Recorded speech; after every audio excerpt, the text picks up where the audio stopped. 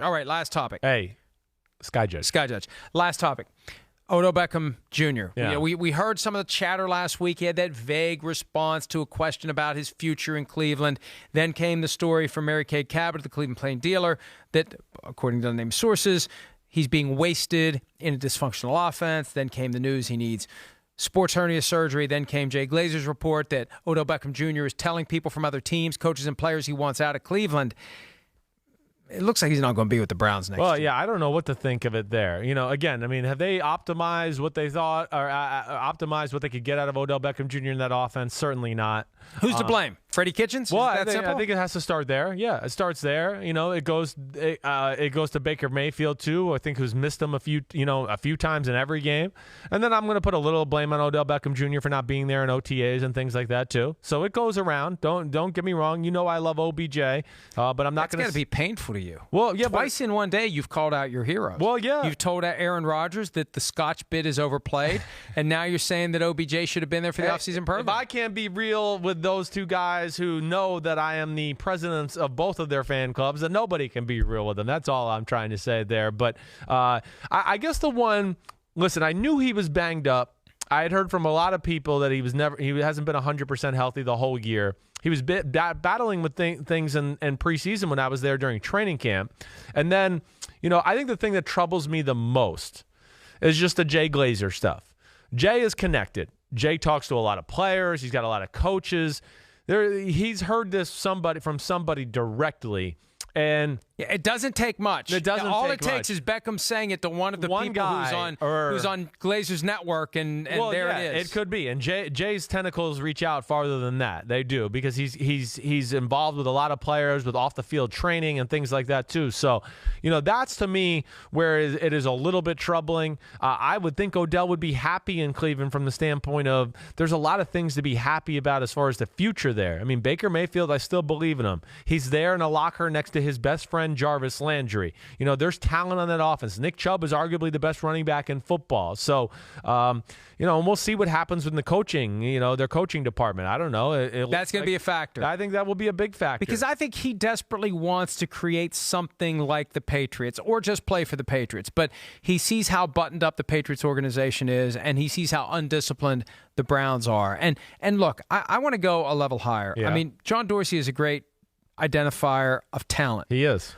But you also have to be somebody who understands how all that talent is going to operate when you put it into a locker room and you shake it up. Yeah. Right? You have to have a team. Right. You have to have, and we said this about the Cowboys last week, that Jerry and Stephen Jones have put together a great group of talented players, but the whole is not greater than the sum of the parts.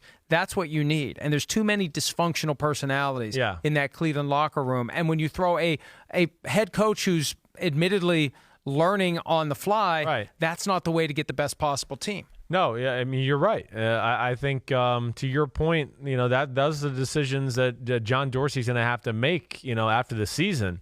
Because I do think, with Freddie Kitchens learning on the fly, and I think John Dorsey was put in a tough spot, one.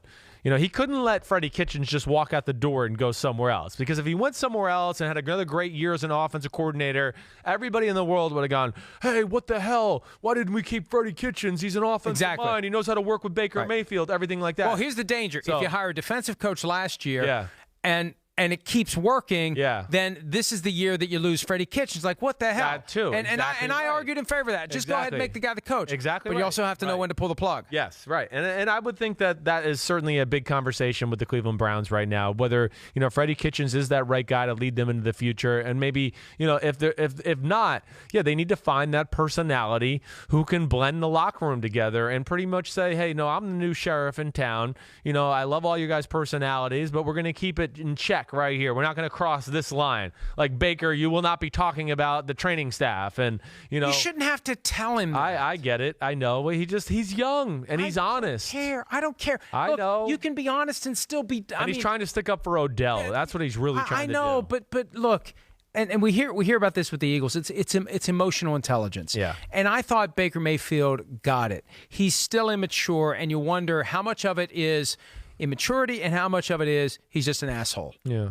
Right? Yeah. There's a chance he's just an asshole. Yeah, I don't know. Those are things assholes say. Right. We're look, Yeah. I know we like Baker Mayfield and we like to have access to him, Right. but let's be real. If he's going to be real, we're going to be real. What he said yesterday is something an asshole says. So either he's immature and he doesn't realize he said something asshole-ish, or he's an asshole. Yeah, I would go with immature. You know, I think he's got just the right I'm starting to think he's an asshole. Well, I think he's got just the right amount of asshole, why we're saying this word so much on PFTOT today. I'm really enjoying it, to be a really great quarterback. I don't think he is a true all-around life asshole. I don't. I think he's just young. He's brash. You know, he's a Texas gunslinger and went to Oklahoma and won the Heisman, and everything's kind of been good the last few years. And this is the first year he's had to deal with some skepticism and people questioning him and everything like that.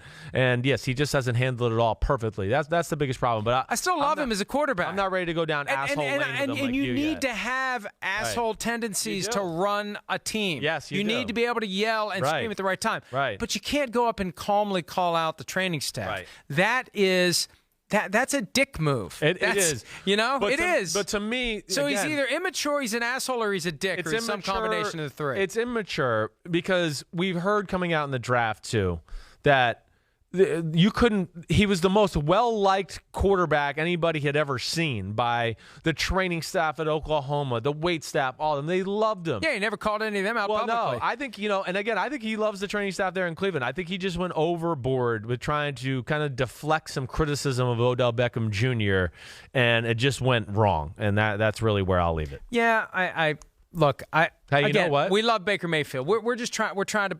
You know what? Because the thing is, I don't think he's got anybody in that organization that is going to be as candid as we are. No, I think we're trying to do him a favor here, right? Because I think they need somebody. And here's the thing too. Don't assume. I think John Dorsey has a role with the Browns, but think about the stories that we've heard when they've made their past two coaching hires. Paul DePodesta wanted Sean McDermott. Dorsey wanted Hugh Jackson. Yeah. How did that work out? Yeah.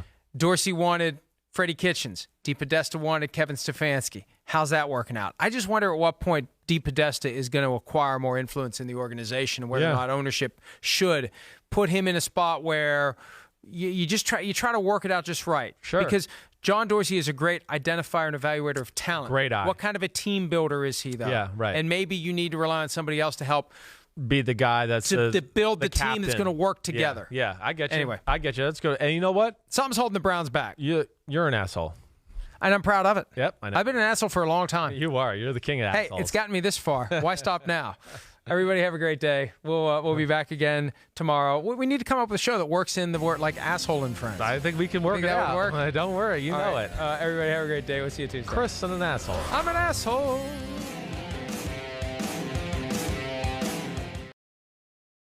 Hi, I'm Mike Tirico, and thanks for watching. Make sure to hit subscribe for the latest news and highlights from NBC Sports.